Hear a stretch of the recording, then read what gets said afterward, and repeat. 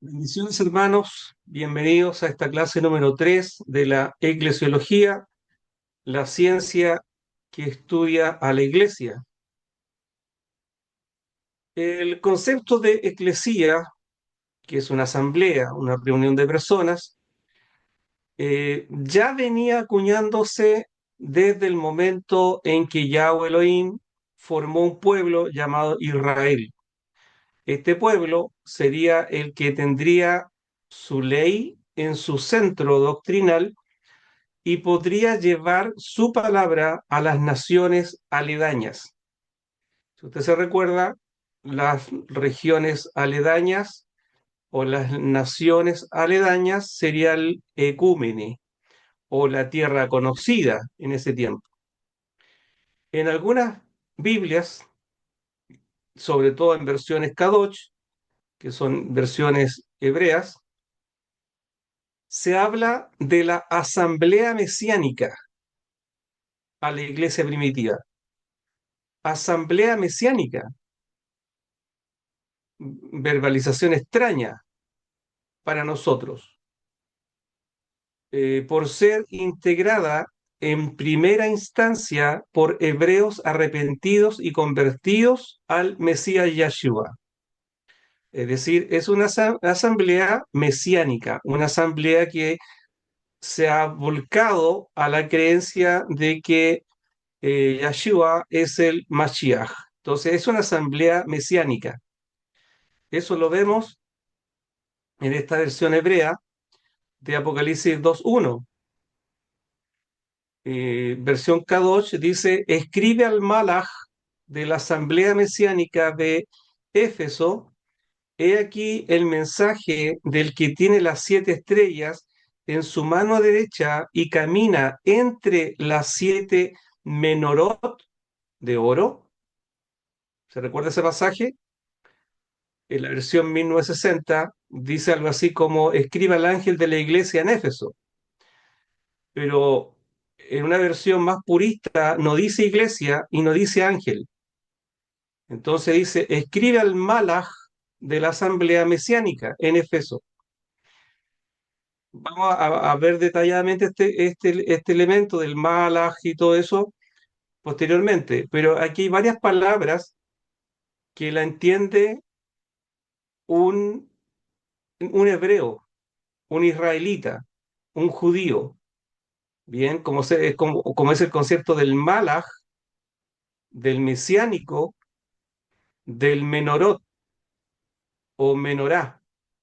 Bien, entonces a lo que quiero llegar con esto es que como la iglesia primitiva tenía un porcentaje importante de hebreos salvos, bien, que siguen teniendo en sus liturgias o en sus conceptos elementos del antiguo pacto o de las ceremonias hebreas o del templo, bien, porque entendían ese concepto, no entendían el concepto de iglesia. El concepto de iglesia es un concepto relativamente nuevo. Entonces, escriba al Malach de la asamblea mesiánica en Éfeso. Dice, a ver, muchas figuras hebreas, bien, se mantenían entendibles en la iglesia primitiva. Muchas, muchas figuras.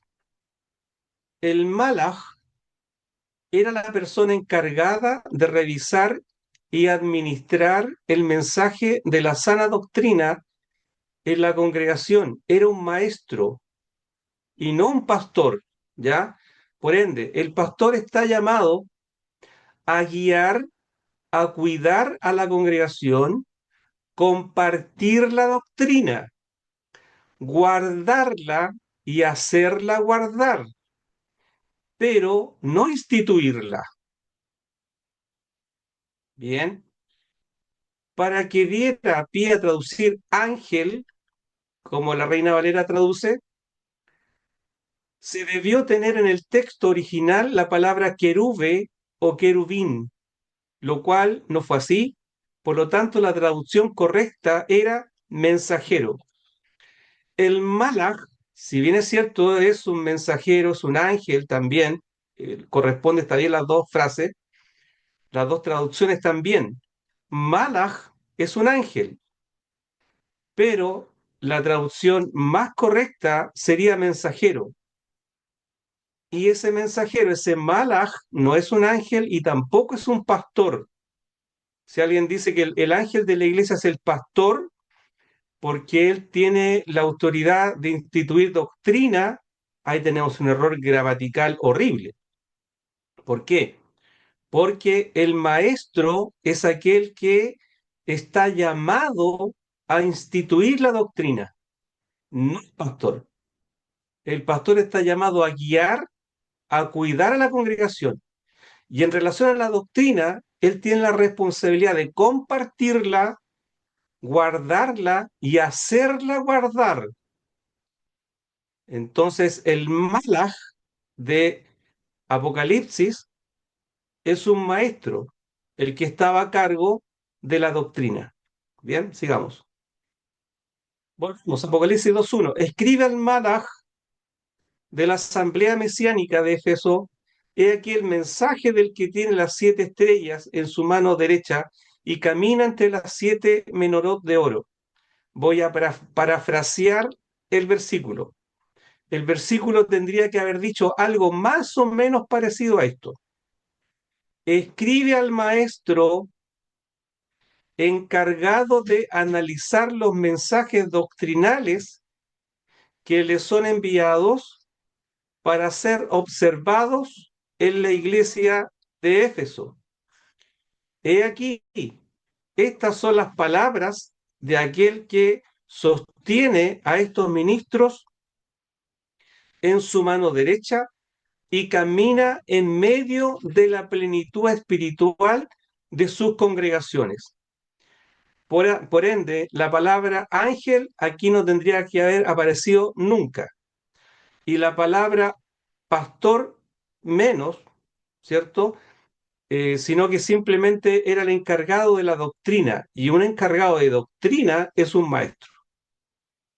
Bien, entonces el concepto del malaj, del mensajero, el concepto del menorot, que lo vamos a ver ahora, y de la asamblea mesiánica, son conceptos que la iglesia primitiva la entendía perfectamente, pero porque están en un contexto de que mucho hebreo, mucho judío, mucho israelita fue salvo. Por ende, tenían esos conceptos claros.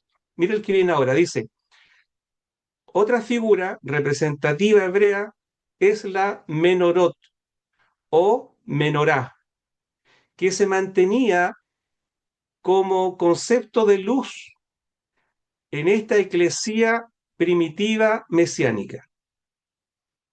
El menorot o la menorá, el candelero de oro, era lo único que proporcionaba luz al interior del lugar santo en el templo.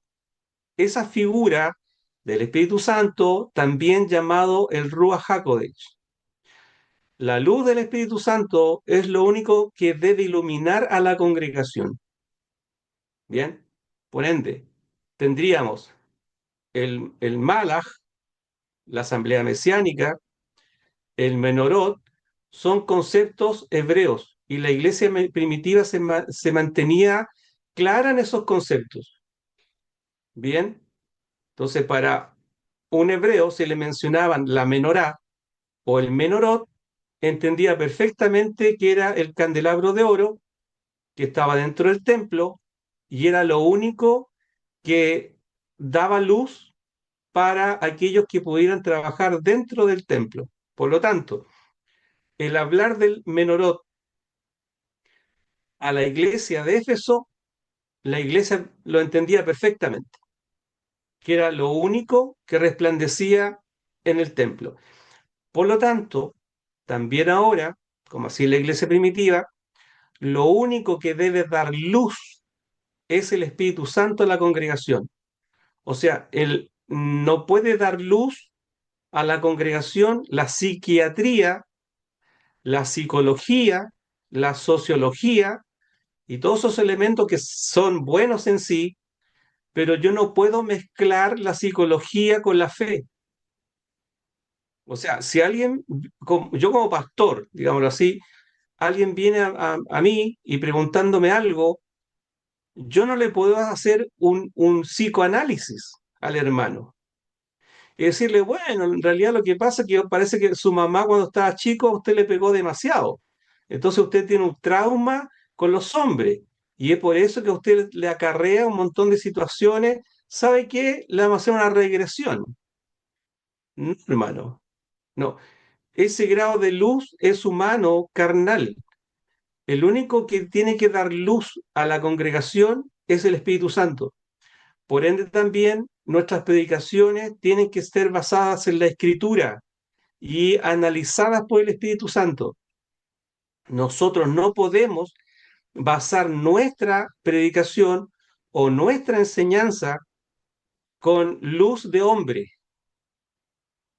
O sea, nuestra luz es el Espíritu Santo que revela o ilumina la Escritura. Yo no puedo enseñar bajo los textos de MacArthur, de Alducin, de Miguel Núñez, Carballosa, no sé, Sugel Michelin. No, hermano. Si aquí esto es súper claro. La escritura se revela o se ilumina por la luz del Espíritu Santo. Punto, se acabó. Ni psicología, ni sociología, nada, hermano, que tenga que ver con psicología. Cuando los hermanos dicen, dígale a su hermano que está a su lado, tal cosa. Dios te va a bendecir. Eso es psicología.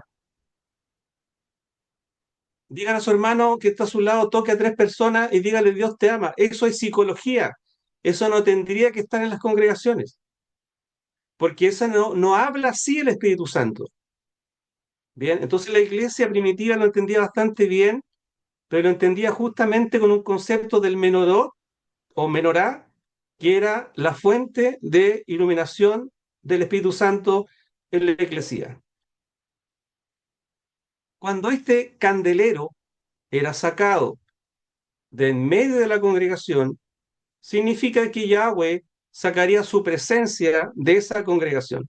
Es decir, sacaría su luz, así como se sacaría el candelero del lugar santo, que haría totalmente oscuro, atroz, ¿cierto? Atroz significa oscuro, negro. Está atroz, no, atroz. Atroz es negro, oscuro.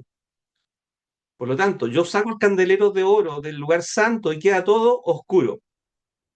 Por ende, si yo saco el candelero de la iglesia, estoy sacando la presencia de Dios en ella. Y por ende quedaría tan solo como una congregación o una sinagoga de Satanás o un centro social. Bien. Apocalipsis 2:5, también una versión Kadosh, dice, por lo tanto, recuerda dónde estabas antes de que cayeras y vuélvete de este pecado y haz lo que hacías antes. De lo contrario, vendré a ti y removeré la menorá de su lugar si no te vuelves de tu pecado. La Reina Valera me parece que dice algo así como, ve de dónde has caído y arrepiéntete. Algo así, vendré a ti y sacaré el candelabro de oro de medio de ti. Entonces, el concepto de la menorá lo entiende perfectamente la iglesia primitiva, porque aún conserva elementos de los rituales de las ceremonias de Moisés. Bien, en este pueblo hebreo, ya como pueblo libre de la esclavitud, también se comienza a acuñar el bautismo en las aguas en cruzar el Mar Rojo camino a un territorio prometido. O sea, pareciera que la eclesía siempre estuvo en el corazón de Dios, por crear a un pueblo o una asamblea llamados, ¿cierto?, con un propósito. En este caso, el propósito del pueblo hebreo era llevar la palabra de Dios a las comunidades eh, cercanas y después a todo el mundo. El pueblo hebreo fue bautizado por Yahweh al cruzar el mar. Primero a los Corintios 10:2 dice, y en Moisés todos fueron bautizados en la nube y en el mar. Bautizados, está hablando Pablo a los Corintios. ¿Por qué aparece acá Moisés cruzando el mar? ¿Por qué habla de bautismo? Es como un sumergirse, ¿bien? Un sumergirse. Entonces ya vemos un bautismo en el antiguo pacto en referencia a un tipo y figura de lo que iba a suceder con la Iglesia en el nuevo pacto. Hermanos, bautismo es igual a sumergir. Bautismo es igual a sumergir. Entonces, si alguien me dice que fue bautizado por aspersión, no fue bautizado. Es que yo no sé si me podría rebautizar porque yo ya me bauticé. ¿Y en qué se bautizó? Me bautizaron con aspersión. Ahí como que me tiraron agüita en la cara o en la cabeza, entonces ya me bauticé, entonces no sé si tendría que bautizarme de nuevo. Hermano, usted no ha sido bautizado, porque ese bautismo de aspersión no existe. Para ser bautizado hay que ser sumergido en las aguas, porque bautismo es igual a sumergirse. Cuando a uno lo bautizan por aspersión, no se cumple el rito, porque es un sacramento, un ritual simbólico, y simplemente no está acuñado el concepto de sumergirse, porque a este muerto hay que sepultarlo. Bien, entonces todos los que estén bautizados supuestamente por aspersión, les comento que ustedes no están bautizados, porque no se centra el concepto de sepultar. Ahora, si alguien me dice, pero Juan Carlos, mira, lo que pasa es que nosotros hemos hecho eso porque, imagínate, hay gente en la cárcel que no va a poder ir a un río a bautizarse. Por ende, para que tenga su bautismo, nosotros lo que vamos a hacer con él, claro, como tú dices, Juan Carlos, le tiramos agua en la cara o le ponemos agua en la cabeza y lo damos por bautizado, para que tenga su bautismo. Pero, mire, si no se puede bautizar, así como el crucificado que estaba al lado de Cristo no se pudo bautizar, así como personas que han sido salvas en los hospitales y están todos claros que quedan días de vida, y esa persona no se puede bautizar. Y no se puede bautizar y esa persona va a ser salva igual, se va al cielo. El punto está en que yo no puedo inventar un sacramento, una diferencia, un reemplazo al sumergir, porque la aspersión no reemplaza el sumergir, no reemplaza la sepultura en el agua. Entonces, en esto, hermanos amados, hay que tener mucho cuidado. ¿Por qué? Porque si uno no acepta el símbolo, el rito, como se estipuló, uno no puede inventar otro símbolo en reemplazo. Ahora, si la persona está en la cárcel y no puede ir a un río a bautizarse, ¿quién dijo que tendría que ser en un río? En las cárceles hay capillanías y perfectamente los pueden bautizar en un bautisterio. ¿Se entiende? Entonces, el punto está en lo siguiente. Si nosotros no respetamos el rito, el símbolo del sumergirse, cometemos un pecado, porque estamos trastocando y transformando el rito a nuestro antojo. Menos hacer lo mismo con un bebé. Eso es una falta, hermano. No se puede bautizar o presentar niños poniéndole agua o aceite en la frente. Eso es casi una herejía. No corresponde.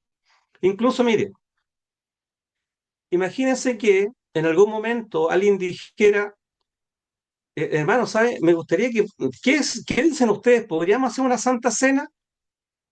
Y los hermanos dicen, genial, hagamos Santa Cena.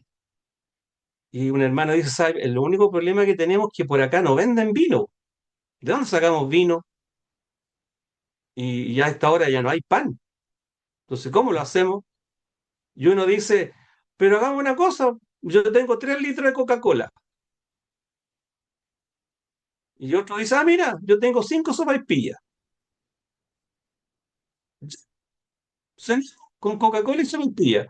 Si a la final es un rito nomás, ah, es un, ah, es un símbolo nomás.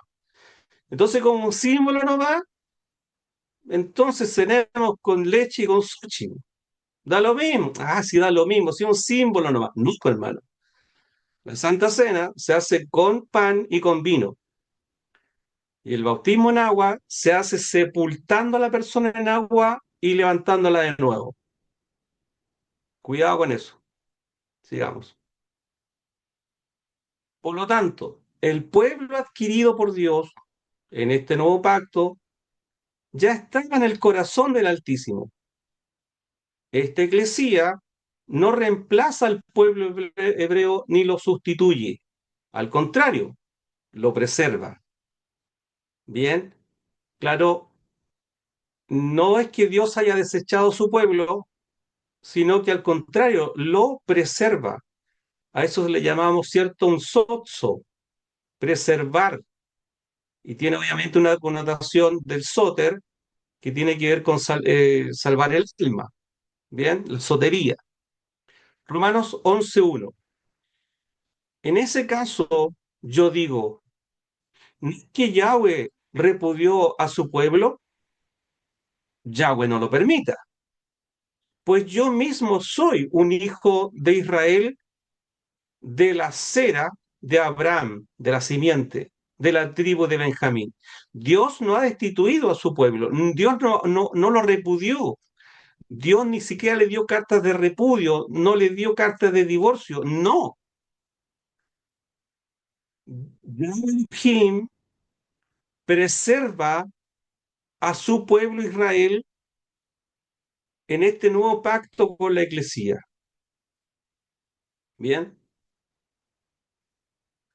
Yahweh salva a los hebreos y gentiles uniéndolos en un solo pueblo llamado Eclesía.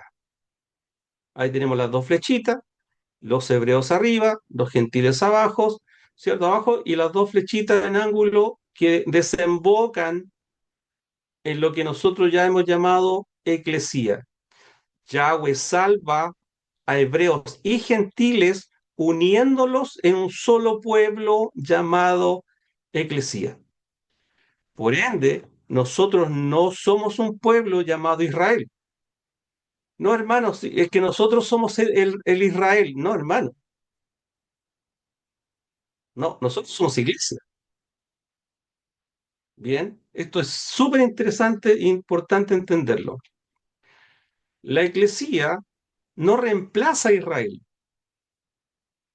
no se convierte en Israel ni se mezcla con Israel, sino que Yahweh los salva juntos en forma aleatoria, basado en el celo de las bendiciones que reciben los gentiles.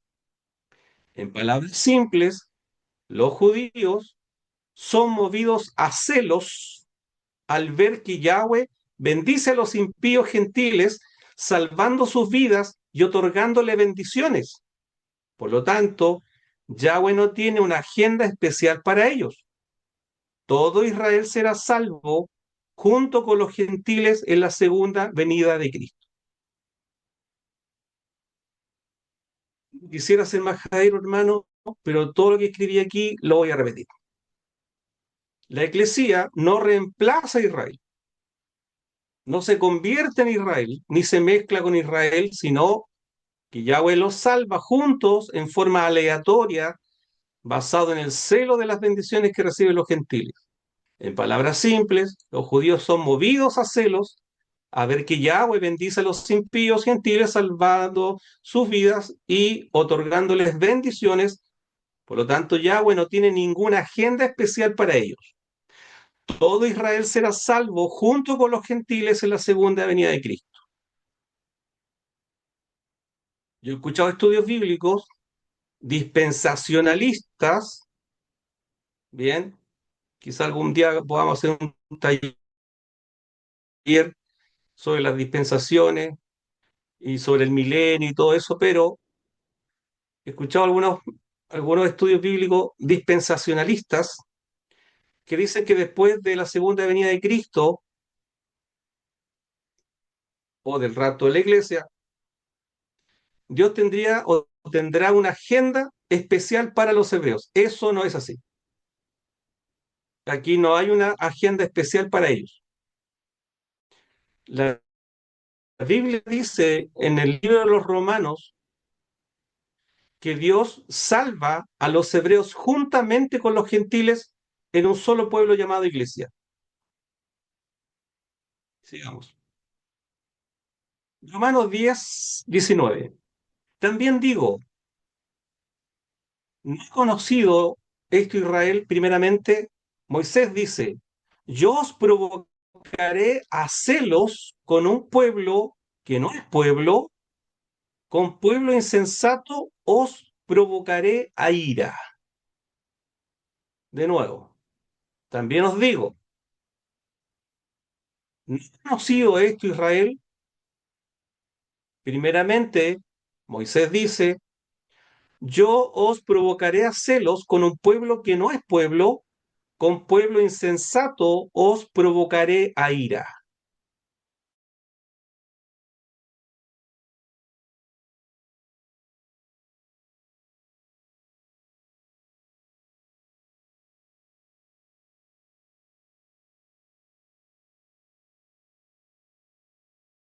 Movía a celo a Yahweh Elohim porque Israel adulteraba con los otros pueblos paganos y con sus dioses.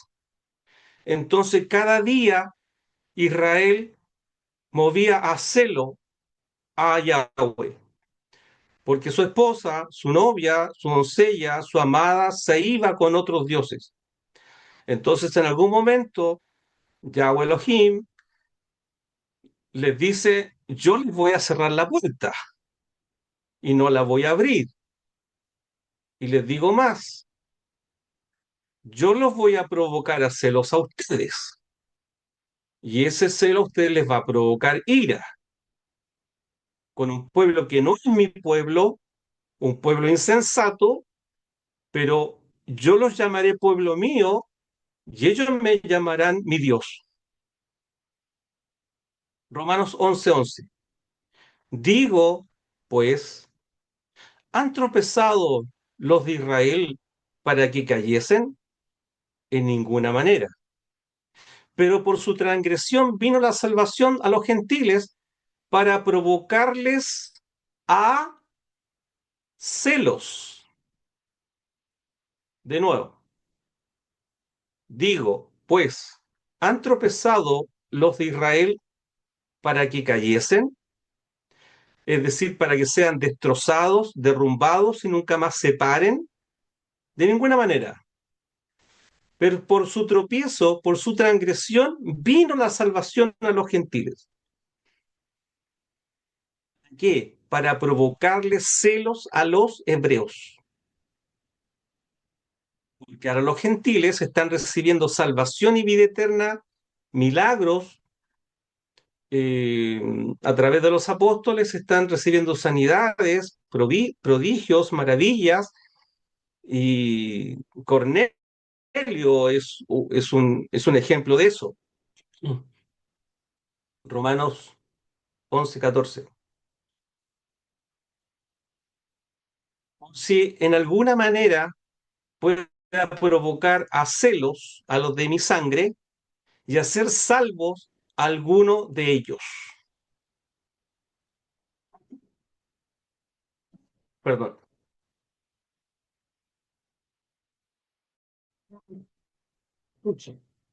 Romanos 11:14. Por si en alguna manera pueda provocar a celos a los de mi sangre.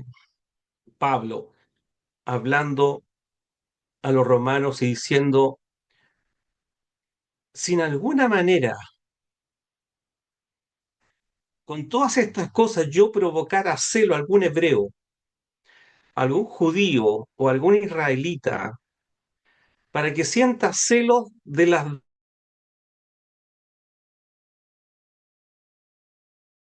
darles salvos a algunos de ellos.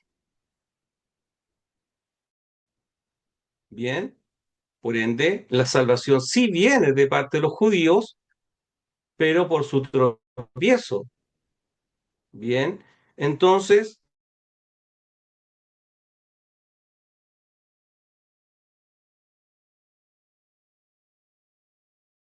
que reconoce y acepta el sacrificio del Mesías Yeshua, y es con ese Israel espiritual que los gentiles tienen directa relación en la redención y expiación del alma. No así con el Israel étnico o nacionalista territorial actual, que fue fundado en el año 1948 con su escudo y su bandera. Entonces, el Israel del cual habla Pablo es el Israel que ha aceptado al Mesías, Yahshua. Por eso es la asamblea mesiánica, la asamblea mesiánica. Bien, por lo tanto, ninguna bandera israelita, ni su escudo, y menos sus figuras litúrgicas como la menorá, el arca del pacto, debería estar dentro de los templos de la iglesia actual, por ser sombra de lo que ya llegó en el nuevo pacto como una profecía realizada en el Cristo resucitado. Entonces, cuando los hermanos dicen que nosotros tenemos una ligación a Israel, no entienden que no es el Israel de la franja de Gaza, sino que nuestra ligación es con la asamblea mesiánica, con aquellos hebreos israelitas que han aceptado el sacrificio de Jesucristo como su Señor o reconocer que Yahshua es el Hijo de Yahweh Elohim. Con esa asamblea nosotros tenemos relación. Entonces, mi pregunta sigue abierta.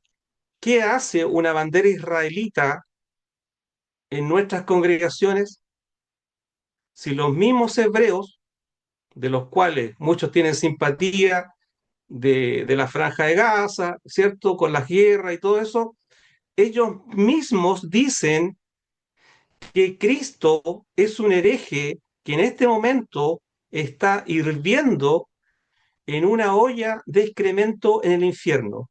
Eso dicen ellos. Y nosotros poniendo las banderas de ellos y los escudos y la menorá en nuestros templos. No te cuadra.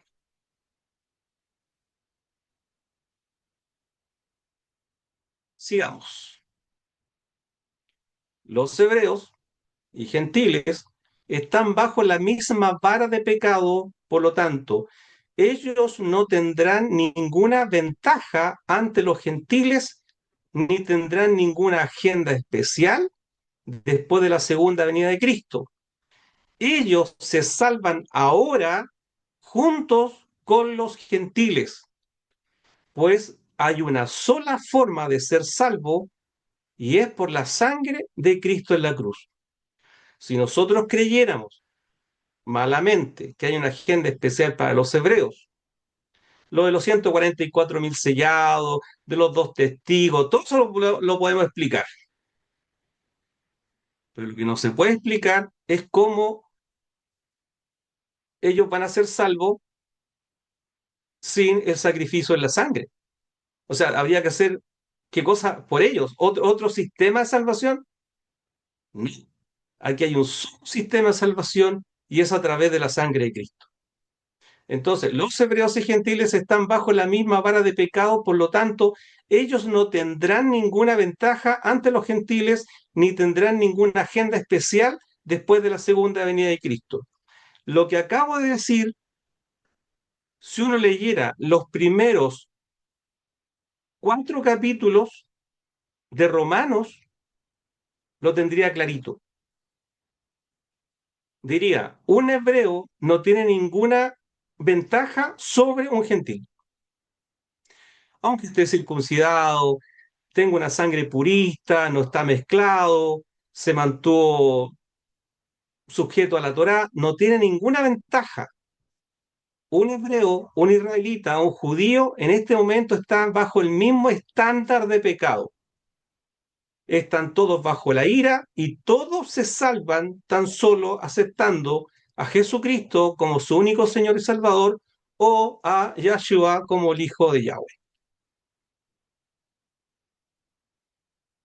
Salmo 122:6 dice, pedid por la paz de Jerusalén, sean prosperados los que te aman, sea la paz dentro de tus muros y el descanso dentro de tus palacios. Según algunas personas, con este versículo instan a los hermanos a orar por la paz de Jerusalén. Entonces, el hermano Pepito le pediría que pudiera orar por Israel, porque en este momento están peleando y cayó una bomba, entonces Jerusalén, Jerusalén, y oremos por la paz de Jerusalén. Entonces el hermano Pepito ora por la paz de Jerusalén. ¿Perdón? ¿Estás seguro? Y con este versículo. A ver, veamos si es así. El Salmo 122 era un canto de alegría de los peregrinos al llegar a Jerusalén para adorar a Yahweh. David expresa el gozo de unirse a otros hebreos en Jerusalén y un llamado ferviente a orar por la paz de la comunidad hebrea. Si no se entendió, lo voy a leer de nuevo. El Salmo 122 era un canto de alegría de los peregrinos al llegar a Jerusalén. Entonces los peregrinos llegaban a Jerusalén a adorar a Yahweh. Y David expresa el gozo de unir a los hebreos dentro de Jerusalén.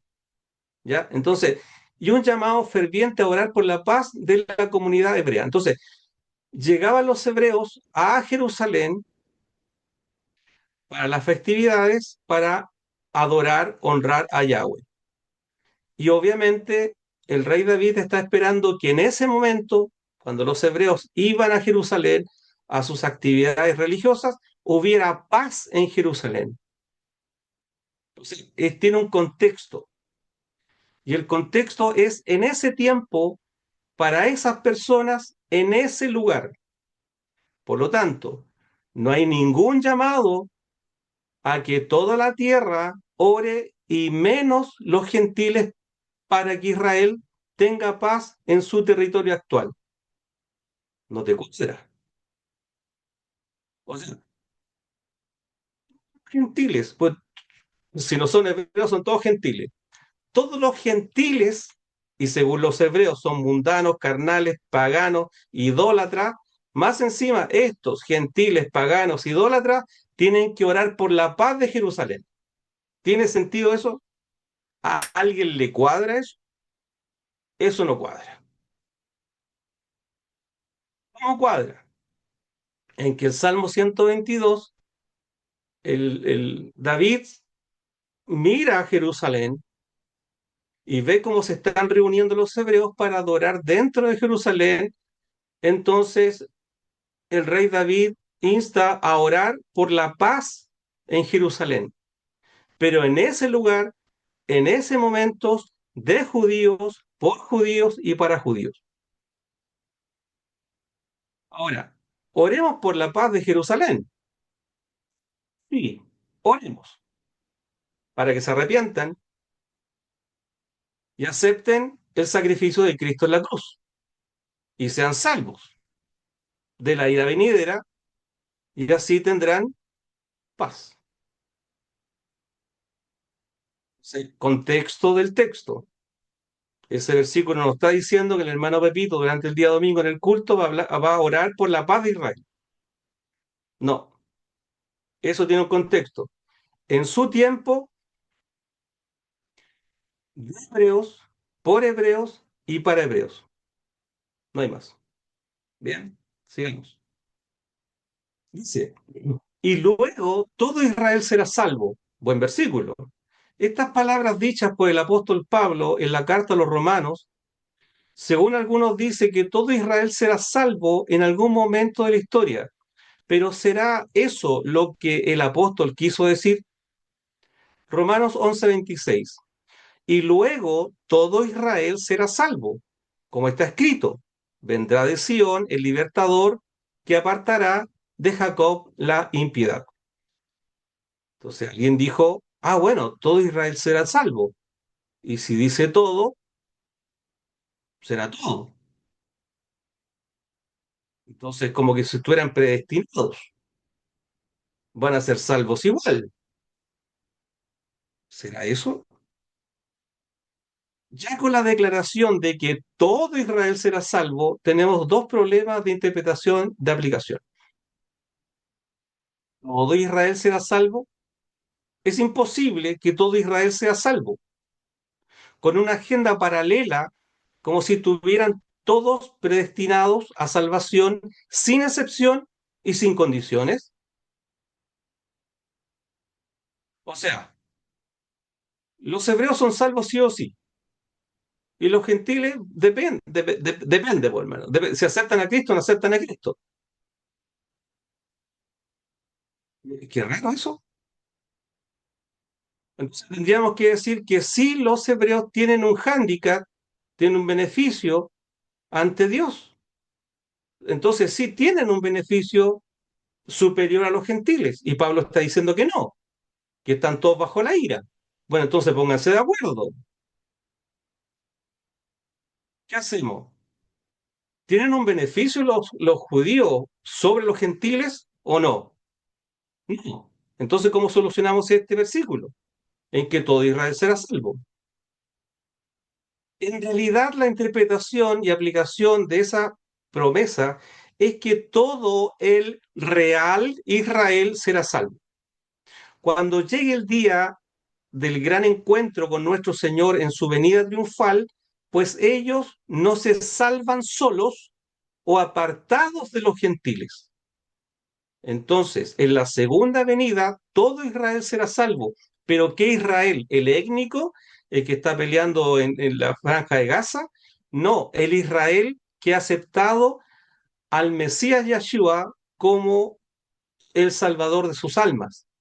Entonces, todo ese real Israel, el Israel real, el Israel en el espíritu será salvo. Todo Israel será salvo. El Israel, no el étnico, el de la bandera y el escudo, sino que es Israel el mesiánico, la asamblea mesiánica será toda llevada al encuentro con Cristo. Así se resuelve eso. Sea judío o sea gentil, debe ser circuncidado su corazón y no su carne para ser salvo. Los judíos se jactaban y creían que tenían ciertas ventajas sobre los gentiles por estar circuncidados. Y Pablo les recuerda que no era un beneficio o una garantía, sino que era una responsabilidad estar circuncidado. Pero para ser salvo, no tan solo tiene que estar circuncidada su carne, ¿cierto? Sino que en este caso tiene que estar circuncidado su corazón, si es hebreo. Y agradecemos a Pablo, que intervino en el Concilio de Jerusalén, capítulo 15, que les digo de inmediato, el único concilio que yo respeto, ¿cierto? Como estructura bíblica, porque ahí se hizo doctrina, y los demás se hicieron dogmas, pero en el Concilio de Jerusalén se hicieron doctrinas. Bien, entonces en esta doctrina, que el judío, independiente que esté circuncidado, da lo mismo, porque lo que tiene que estar circuncidado es su mente, sus sentimientos y su acción, es decir, todo su corazón. Si no, no va a ser salvo. Los judíos no tendrían o no tendrán ninguna ventaja sobre un gentil pagano. Un judío, si no se arrepiente ni se convierte al mensaje del Evangelio, será condenado en el tribunal del gran trono blanco como el que ha pisoteado al Hijo de Dios y ha tenido por inmunda la sangre del Hijo de Dios, la sangre del pacto. No tiene ninguna ventaja, no hay ninguna agenda especial para ellos. Bien, sigamos. Aquí ya volvemos a las preguntas. Esta es la tercera pregunta. ¿Quiénes son los que integran esta iglesia, esta asamblea mesiánica? Dijimos que son los que son bautizados en el Espíritu Santo, ¿cierto? Ahora, ¿qué significa nacer de nuevo? Esto tiene directa relación con el bautismo del Espíritu Santo. Nacer de nuevo es el resultado del bautismo del Espíritu Santo. Es la resultante de ser inmerso en la presencia divina del Altísimo Dios soberano. Eso significa nacer de nuevo. Es ser embuido, es ser sumergido. Se da cuenta que no puede ser por aspersión porque hay una sepultación. Nacer de nuevo es el resultado de un bautismo en el Espíritu Santo. Es la resultante de ser inmerso en la presencia divina del Dios Altísimo, soberano. Ese bautismo del Espíritu Santo tiene que ser antes del bautismo en agua.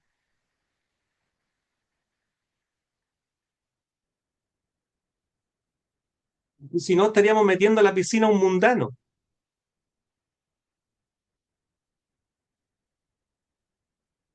Hay que nacer de nuevo. Nadie puede ser parte del reino de Dios sin nacer de nuevo. No es un nacimiento físico, sino una transformación espiritual por fe en el sacrificio de Cristo, transformando la mente, los sentimientos y la voluntad. La mente, los sentimientos y la voluntad, es decir, el corazón.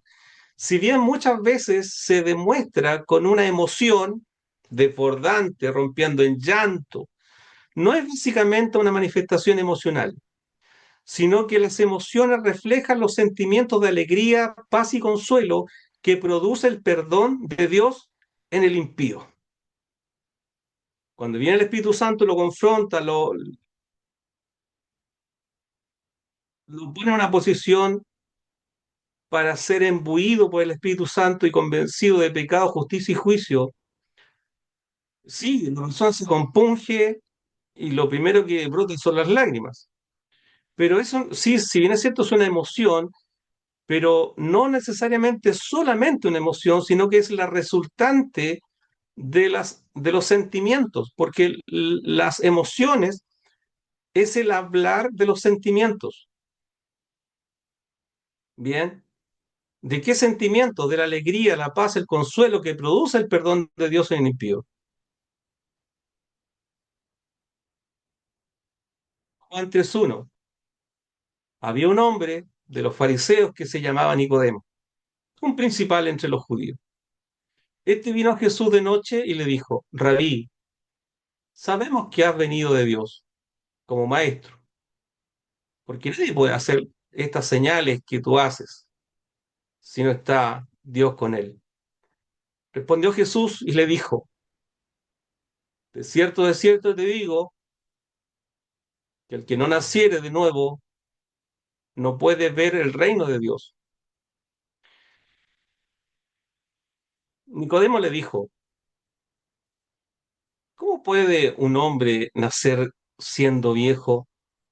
¿Puede acaso entrar por segunda vez en el vientre de su madre y nacer? Respondió Jesús: de cierto te digo, que el que no naciere de agua y de espíritu no puede entrar en el reino de Dios. Lo que es nacido de la carne, carne es, y lo que es nacido del espíritu, espíritu es. No te maravilles de que te dije, os es necesario nacer de nuevo. El viento sopla de donde quiere y oye su sonido, mas ni sabes de dónde viene ni a dónde va. Así es todo aquel que es nacido del Espíritu. Respondió Nicodemo y le dijo, ¿cómo puede hacerse esto? Respondió Jesús y le dijo, ¿eres tú maestro de Israel y no sabes esto? De cierto te digo que lo que sabemos hablamos y lo que hemos visto testificamos y no recibís nuestro testimonio. Si os he dicho cosas terrenales y no creéis, ¿cómo creeréis si os dijere las celestiales? Por supuesto, el natural no entiende las cosas espirituales. La salvación no es algo técnico o psicológico, psiquiátrico o sociológico. El milagro de la salvación es eso, un milagro que se produce con un chispazo de gloria en segundos. No se puede entender por la lógica, porque la lógica está dentro del campo de lo natural. Pregunta, perdón, deme un segundito. Dice, ¿la mujer sabe cuándo fue el segundo exacto de quedar embarazada? ¿Supo? ¿Se dio cuenta? Seguramente no, pero se da cuenta por los síntomas posteriores. De igual manera, el salvo no sabe a ciencia cierta cuál fue el segundo exacto. Se acordará del día, la situación, pero el segundo exacto, no. Pero al pasar los días o semanas se da cuenta de los síntomas que produjo ese nacimiento nuevo. El hombre natural no entiende las cosas espirituales. El nacer de nuevo es un borrón y cuenta nueva. Al pasar los días, el salvo comienza a experimentar una paz especial diferente a la que el mundo da. Sus pensamientos son diferentes a los que tenía antes. Sus sentimientos cambian y sus acciones también cambian, es decir, su corazón cambia. Pensamientos, sentimientos y acción. Mente, ¿cierto? Pasiones o emociones y virtud, trabajo. Eso se trastoca. Lo primero que entra es la paz. Una paz especial, diferente a la que el mundo da. Sus pensamientos son diferentes a los que tenía antes. Sus sentimientos cambian y sus acciones también cambian. Es decir, su corazón cambia. De modo que si alguno está en Cristo, nueva criatura es, las cosas viejas pasaron, y aquí son todas hechas nuevas. Segunda Corintios 5:17. Esto es un salvo. Este nació de nuevo. Bendito al Dios y Padre de nuestro Señor Jesucristo, que según su grande misericordia nos hizo renacer para una esperanza viva por la resurrección de Jesucristo de los muertos, para una herencia incorruptible, incontaminada e inmarcesible, que no se marchita, reservada en los cielos para vosotros. 1 Pedro 1, 3 y 4. En cuanto a la pasada manera de vivir, despojados del viejo hombre, que está viciado conforme a los deseos engañosos, y renovados en el espíritu de vuestra mente, y vestidos del nuevo hombre, creados según Dios en la justicia y santidad de la verdad. Efesios 4, del 22 al 24, es decir, estamos hablando de una nueva criatura. Este es miembro de la iglesia. Para ser miembro de la iglesia tiene que ser bautizado por el Espíritu Santo, sí o sí. Y eso lo va a hacer nacer de nuevo. Si no, simplemente será parte de la congregación. Y a todos los que le recibieron, a los que creen en su nombre, les dio potestad de ser hechos hijos de Dios, los cuales no son engendrados de sangre, ni de voluntad de carne, ni de voluntad de varón, sino de Dios. Juan 1, 12 al 13. Nacer de nuevo, nuevas criaturas. Hay una palabra que se las voy a decir, pero no las puedo explicar, pues tendría que explicarla en el contexto de los hijos de Dios. Si son todos hijos de Dios y qué sé yo. ¿Qué es la palabra tikvah? Tik de kilo y B corta, ¿ya? Tikvah. El tikvah es un hijo obediente. Y a todos los que le recibieron, a los que creen en su nombre, les dio potestad de ser tikvah, un hijo obediente. Antes eran hijos de desobediencia, ahora son hijos obedientes. Bien. Y a todos los que le recibieron, a los que creen en su nombre, les dio potestad de ser hechos. Hay una nueva criatura, hay un nuevo nacimiento, hay un tikvah. O sea, Cristo es un tikvah para Yahweh, es un hijo obediente. Y después cuando seamos glorificados en nuestros cuerpos, ya no vamos a ser tikvah, sino que ya hay un nuevo concepto que es uyus, que somos la imagen de aquel Padre que es nuestro ser. Nos parecería a Cristo así como en la esencia, la imagen de Cristo. Entonces, uyus, así se escribe, eh, que están engendrados por el Espíritu Santo. Hay un nuevo nacimiento. Si no ha nacido de nuevo, no es salvo. Hay que nacer de nuevo. Hay que nacer de nuevo. Para ser salvo hay que nacer de nuevo. Y no es una experiencia espiritual humana, sino que es un don del Espíritu Santo. Siendo renacidos no de simiente corruptible, sino de incorruptible por la palabra de Dios que vive y permanece para siempre. 1 Pedro 1:23. Es necesario nacer de nuevo. No se puede tan solo ser parte de la congregación, hay que ser parte de la eclesía. Bien. Porque somos sepultados juntamente con Él para muerte por el bautismo, a fin de que como Cristo resucitó a los muertos por la gloria del Padre, así también nosotros andemos en vida nueva, Romanos 6:4. Porque somos sepultados, sepultados hermanos, el bautismo es sepultación, sepultación, sepultarse. Este muerto hay que enterrarlo, hay que sepultarlo para que exista la figura de la resurrección. Bien.